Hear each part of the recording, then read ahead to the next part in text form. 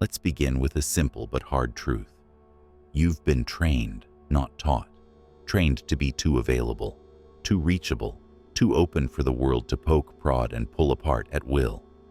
You've been shaped like soft clay, pressed by expectations, twisted by opinions, molded by approval. You were told that being nice meant answering every call, explaining every move, smiling when your soul was screaming, and staying quiet when your spirit demanded to roar. And you obeyed, not out of weakness, but out of habit, out of fear, out of a desperate need to belong. But here's the question. What did that constant availability actually give you? Did it make you stronger? Did it bring you peace? Or did it leave you exhausted, misunderstood, and quietly resentful? Because being constantly accessible doesn't make you noble. It makes you vulnerable to the wrong people, the wrong energies, the wrong narratives. When people see that they can push you and get a reaction, they don't stop. They push harder. Why? Because the world is full of button pushers. And if your emotional control is sitting out in the open like a public switchboard, they'll keep flipping the levers just to watch you light up. Here's where everything changes. It's time to become unreachable. Not invisible, not cold, unreachable.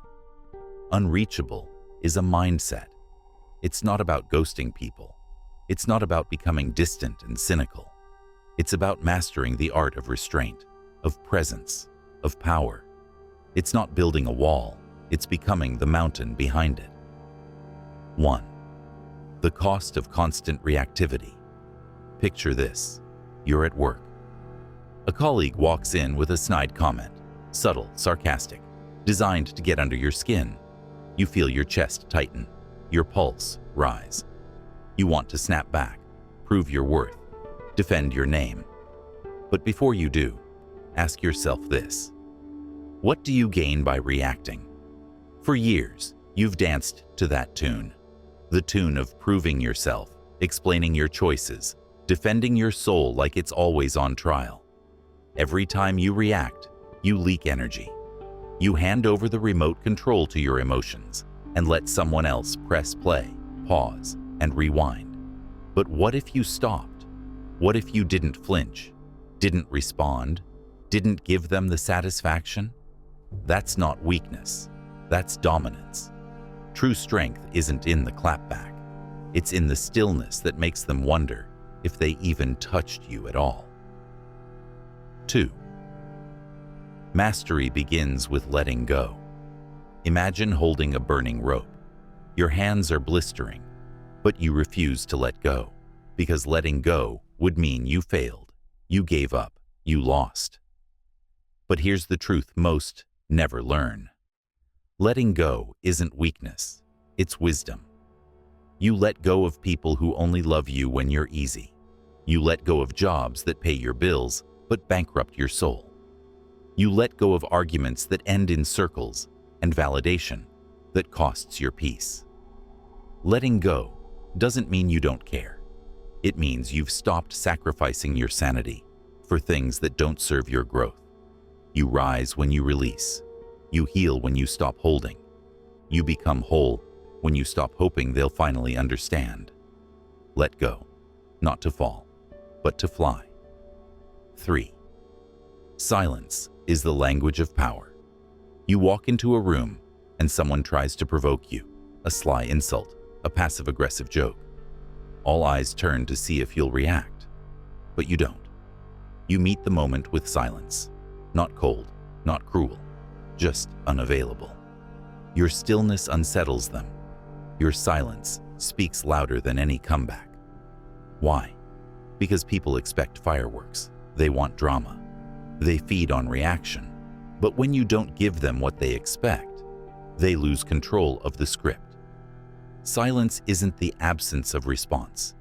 It's the presence of power. It says, I'm not here to entertain you. I'm not at the mercy of your mood. You don't get to pull strings here anymore. Let silence be your sword. Let calm be your crown. 4. Boundaries without announcement. Imagine someone knocking on your door at midnight, demanding to come in. Not asking, demanding. Now imagine you open the door, no questions asked. Again and again. That's what you do every time you give emotional access to someone who hasn't earned it. Real boundaries are not spoken, they're felt. You don't have to post it online. You don't have to explain it 10 times. When you walk in clarity, people feel your limits, and those who don't respect them are simply denied access. Your time, your energy, your peace, they are not communal property. They are sacred land, and not everyone gets a passport. Set boundaries with your behavior, not with words, but with alignment. 5. Energy is your currency. Every morning you wake up with a full battery, let's say 100%. Now think about how quickly you spend it. 15% on justifying why you didn't text back, 20% arguing with someone committed to misunderstanding you, 30% obsessing over a look someone gave you, 10% trying to fix what's not your responsibility. By noon, you're running on fumes, and you haven't done a single thing for yourself. Energy is your most precious currency, and yet most people act like they've got an unlimited supply. It's time to audit your energy expenses. Ask, where is it going? Who's earning it? Is it being invested or wasted? Start protecting your emotional budget, because when you run out, it's not just your day that crashes, it's your identity. 6. Becoming the unreachable presence. You ever meet someone who doesn't flinch, doesn't chase, doesn't beg, yet everyone wants their attention? That's not luck. That's mastery. They've learned something most people never will. When you stop being available for nonsense, nonsense stops coming your way. They walk differently. They speak slowly. They don't argue because they don't need to win small battles.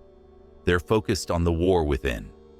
You become unreachable, not by vanishing, but by rising so high that only those with real respect can reach your level. Unreachable isn't hiding. It's becoming selectively visible. It's deciding who gets front row access and who watches from the cheap seats. And once you taste that power, you never go back to performing for pennies. 7. From pleasing to power. Let's talk about the mask, the smile you wear when you're tired, the kindness you force when you're drained, the I'm fine when you're falling apart. That mask, it helped you survive.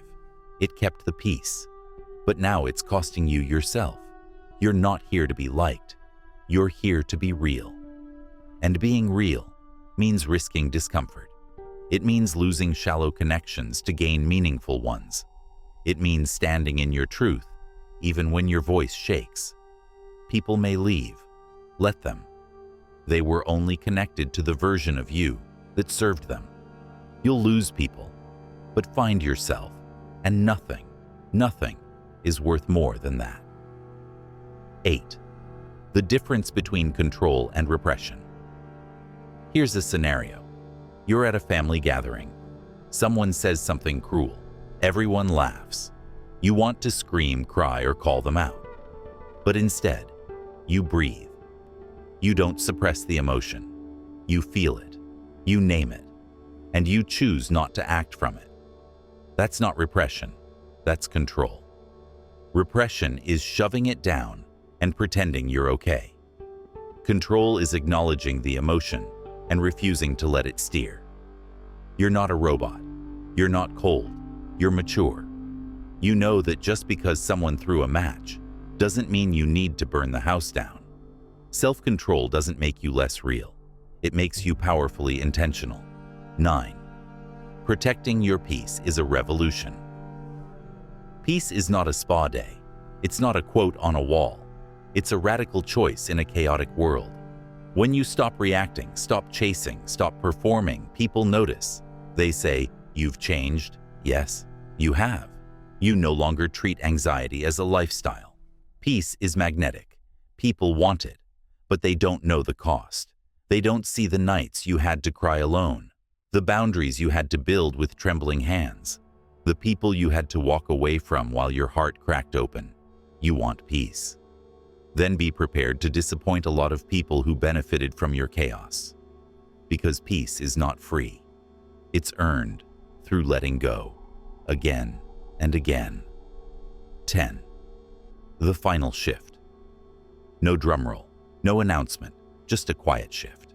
You stop replying to nonsense. You stop defending the truth. You stop entertaining drama that doesn't pay rent in your life. You move in silence, not out of fear, but because you finally understand your worth. You are not a mirror for others to project on. You are not a punching bag for their emotional baggage. You are not a performance piece for public validation. You're whole. You're sovereign. You are your own home. And when you walk with that energy, the world doesn't ignore you. It adjusts to you. Because the person who needs nothing commands everything. Final words. So I ask you now, will you keep handing your power to the world, or will you finally reclaim it? Will you keep being an emotional vending machine, or will you become the locked vault no one gets access to without respect? Because the moment you stop chasing, proving, pleasing, the moment you fall in love with your solitude, your silence, your sovereignty, you become unreachable. And that changes everything.